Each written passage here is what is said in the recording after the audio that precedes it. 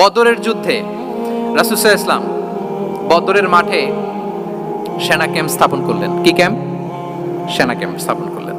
আল হুবাব ইবনুল মুনজির রাদিয়াল্লাহু তাআলা আনহু এক সাহাবী, উনি বললেন, ইয়া রাসূলুল্লাহ, এই যে সেনা শিবির যে এখানে স্থাপন করলেন, এটা কি আপনার নিজের ইচ্ছায় না আল্লাহর আদেশে?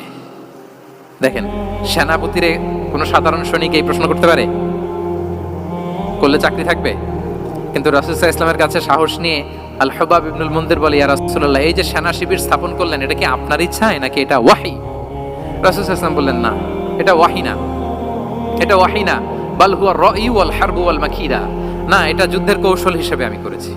আল হুবাব ইবনুল মুনজির বললেন, ইয়া রাসূলুল্লাহ, তাহলে সঠিক জায়গায় সেনা ক্যাম্প স্থাপন হয় নাই। রাসূলের দিকে তাকিয়ে বলতেছেন যে আপনি যেখানে করছেন ওখানে ঠিক হয় না ইয়া রাসূলুল্লাহ, আপনি অভয় দিলে আমি বলতে পারি কোথায় ঠিক হবে।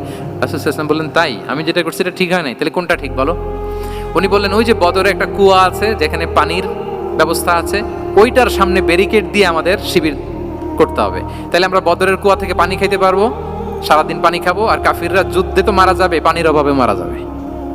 সুবহানাল্লাহ পড়বেন না? রাসূল সাল্লাল্লাহু আলাইহি ওয়াসাল্লাম বললেন, আরে তাই তো, তুমি তো ঠিকই বলেছো, এভাবে তো আমি ভেবে দেখিনি।